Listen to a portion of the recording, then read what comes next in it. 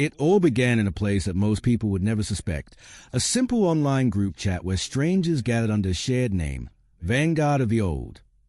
At first, it looked like just another space on the internet where people discussed beliefs, religion, and their frustrations with the world. But slowly, those conversations began to shift.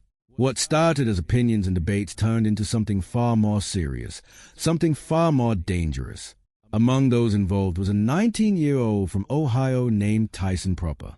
Like many young people searching for purpose, he found himself drawn into this group, believing he had finally found people who understood him. The members presented themselves as strong, experienced, even claiming to have military backgrounds and deep religious convictions. To Proper, they seemed trustworthy, almost like mentors guiding him toward a mission.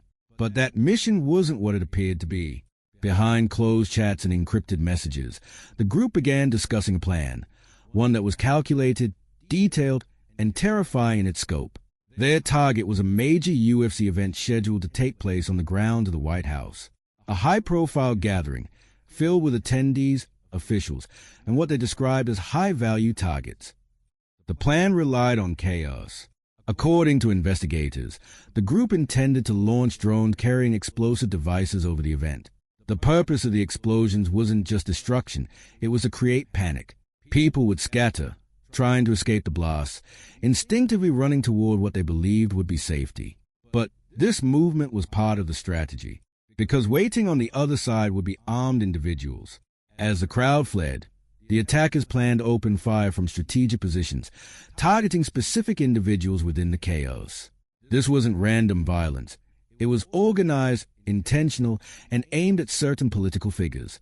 Names had been discussed. Faces had been shared. Among them were U.S. senators and members of Congress, individuals a group believed represented everything they opposed. Proper himself was deeply involved in these discussions.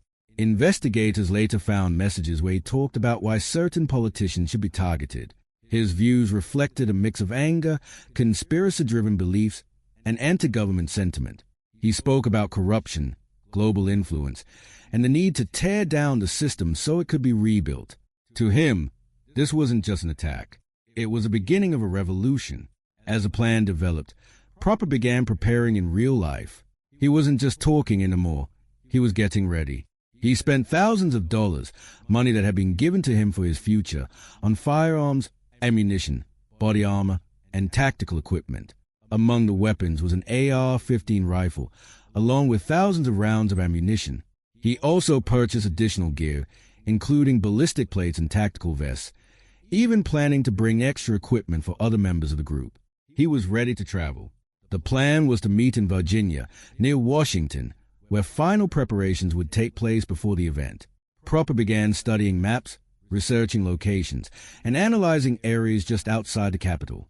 When questioned by his family, he described these activities using terms like reckon and hit and run missions, words that immediately raised alarm.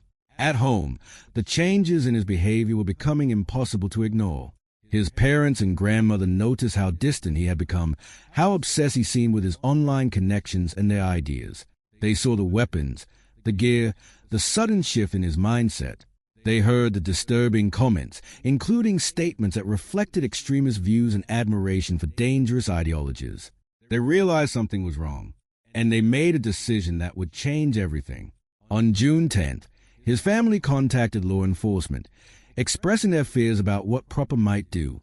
They shared everything they knew, his recent purchases, his plans to travel, his involvement with the online group. What they revealed triggered an immediate response. Investigators quickly launched a deeper operation, uncovering not just Proper's actions but an entire network of individuals connected through online platforms.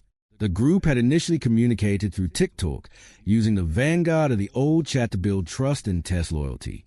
But as their plans became more serious, they moved to encrypted messaging apps, where they believed their conversations would remain hidden. They were wrong. Authorities identified multiple individuals across different states, all allegedly connected to the same plot. Arrests were made in Ohio, Missouri, Nebraska, and California, bringing the operation to a sudden halt before it could move any further. When law enforcement searched Proper's residence, they found exactly what they feared: weapons, ammunition, tactical gear, everything needed to carry out a large-scale attack.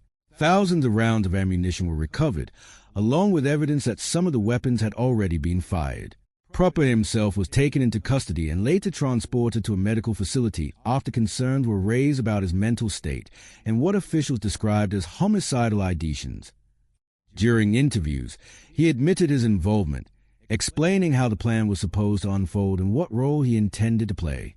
What once seemed like a distant online idea had become something dangerously real.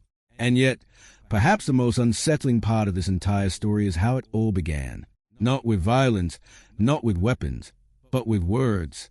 Conversations in a digital space where influence can spread quickly, where beliefs can be shaped, and where the line between reality and ideology can slowly disappear.